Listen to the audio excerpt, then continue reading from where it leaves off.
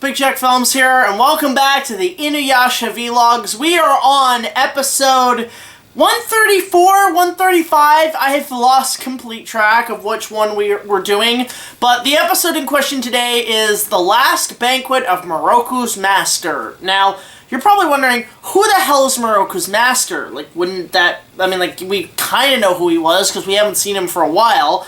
That, of course, being Master Mushin, who is the drunk monk who lives atop the temple that Miroku trained at, and whose Miroku's father had handed over to Master Mushin when he died because of the wind tunnel curse that has been passed on from person to person because of Naraku. But that's most of the gist of Master Mushin. But what is this episode about? Well, it starts off where a bunch of priests are actually getting killed by some mysterious figure who we don't know who exactly it is. What we do know, it's Kagura with the infant.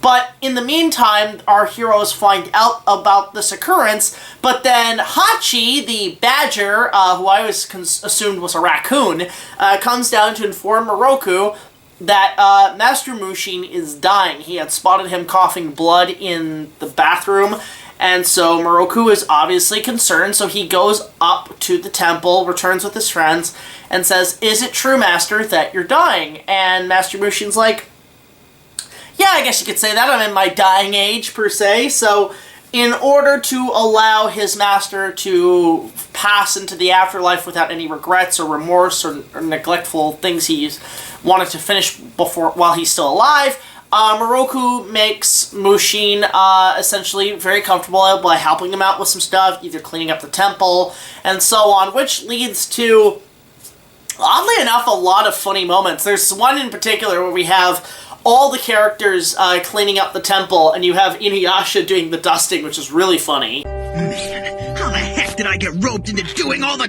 dusting? Great job! Keep up the good work! Remember, it's his last wish. And then you have Kagome imagining how each of the characters would use their abilities to make the cleanup way faster. Prime example, Miroku becomes essentially a advertisement for a vacuum, a hand vacuum, like a Billy Zane commercial, which is really funny. You have Inuyasha using the wind scar to create sort of a way to kind of, I guess, clean up some stuff. No, he uses the Tetsaiga to actually pad out some dried fabric. You have Sango using Hiyari coats to cut the hill, and then you have Kagome using her bow and arrow to shoot at a cliff to hang a line to dry some more clothes. So there's very intricate ways in how the characters utilize their powers for everyday use, which I think is clever. We don't really see many animes, let alone shows, do that, where you see their powers are used for other means other than kicking ass. So, with all that said, Mushin has one last wish before he departs, and that is to drink a set of sake, which is an alcoholic beverage in Japan, from a sacred mountain, which leads to arguably one of the funniest moments of the series, at least what fans say, where they go to this mountain and discover that there is a demon that is causing this fog bank to curse the mountain, where everybody becomes, I don't know what the term is, drunk. They all get drunk and high, and they come up with all these illusions, and it's really funny. You've got some great moments where Kagome is drunk or high, and she's singing into a karaoke thing. I'm so happy! Look at me! I'm Kagome! Somebody please kill me now. Sango hitting on Inuyasha, which that started a major shift of, like, shipping in the fan base. Come on, let's leave him. Let's go and defeat Naraku. Okay. And has one of the funniest sits that Kagome ever does. I was watching this and I was laughing my ass off. Man, the writers were having a fun time with this one in terms of the comedy.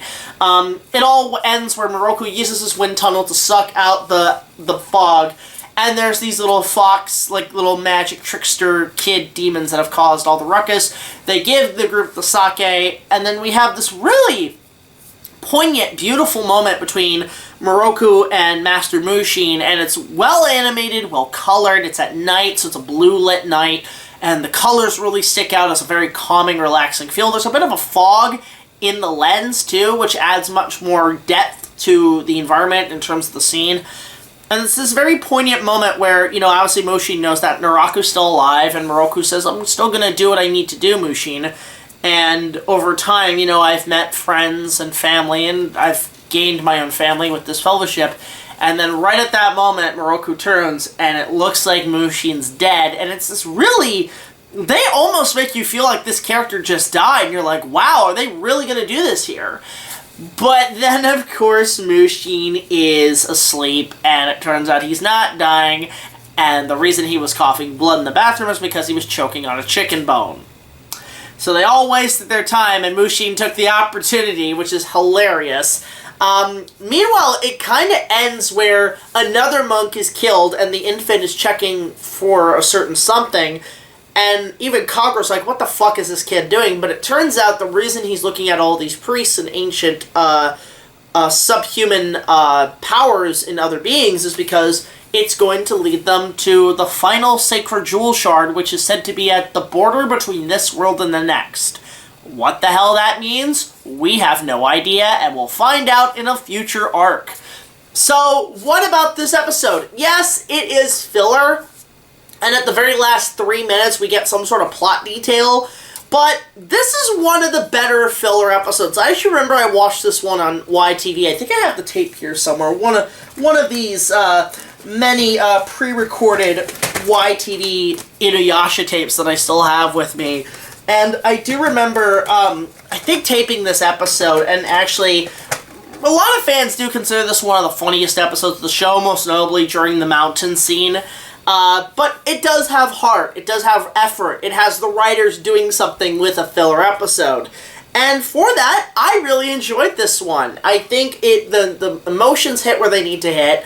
I think the comedy is absolutely subpar. This is one of the best comedic episodes of the show.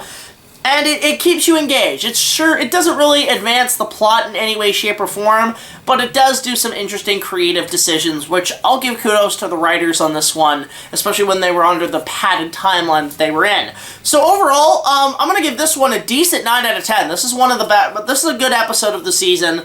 Definitely worth checking out, and I thoroughly enjoyed it. Of course, let me know your thoughts on this episode in the comment section below. Don't forget to support our Patreon. Just $1 more will get you early access to all of our content, as well as other special features. And tune in next time when... God, I don't remember what happens next. I'm going to keep catching up on the show and enjoying myself, and I'll catch you guys in the next episode. This is a very short vlog, but it gets the point across. So, until the next video, like, comment, subscribe. I'll see you guys later. This is Big Jack Film signing off, saying, you know, if you see any signs of one of your loved ones who's getting up there in age, a sense of them dying, make them comfortable. This is a very heartfelt episode. No joke to go on, but just a nice message at the end. So, till next time, take it easy.